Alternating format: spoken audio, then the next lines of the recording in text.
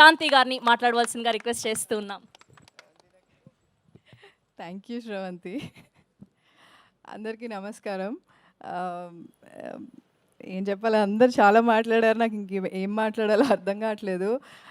But first of all ENE boys అందరూ వచ్చినందుకు చాలా థ్యాంక్స్. రవి గారు అండ్ ఎవరైనా మర్చిపోతే I'm so sorry. Darshi, thank you so much వచ్చినందుకు. అండ్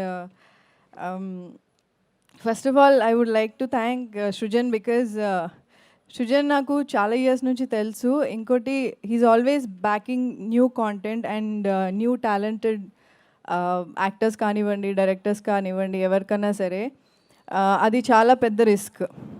అండ్ నన్ను కాస్ట్ చేయడం అనేది చాలా పెద్ద రిస్కీ థింగ్. ఎందుకంటే ఈజీ ఆప్షన్ వచ్చేసి ఎవరన్నా ఆల్రెడీ కమర్షియల్ హిట్ ఇచ్చిన యాక్ట్రెస్ని కాస్ట్ చేయడం.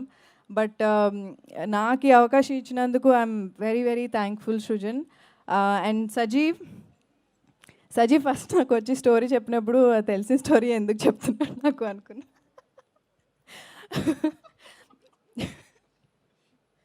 బట్ కానీ Sajeev is a very very dedicated director.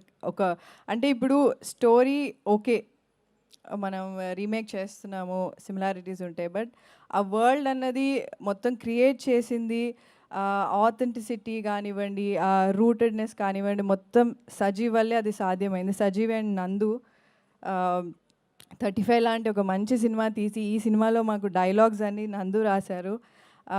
అందుకే ఈ సినిమాలో మీరు ఏ క్యారెక్టర్ చూసినా, ఏ సిచ్యువేషన్, ఏ సీన్ చూసినా సరే మీరు మీ ఇంట్లో అలాంటి సీన్ ముందు జరిగే ఉంటుంది, అలాంటి సిచ్యువేషన్ అయ్యే ఉంటుంది. సో అంత రిలేటెడ్ ఉంటుంది. సో చాలా మొండోడు సజీవ్, బట్ చాలా తిట్టుకున్నాం షూట్లో కూడా. కానీ అవుట్పుట్ చూశాక ఓకే, మొండిగా ఉండడం మంచిదే, మెటఫర్ అని చంపాడు షూట్ అంతా. కానీ ఆ మెటాఫర్స్ అన్నీ కరెక్ట్. మేము మెటామేస్త్రి అని పిలిచేవాళ్ళం, తరుణ్ పెట్టారు ఆ పేరు.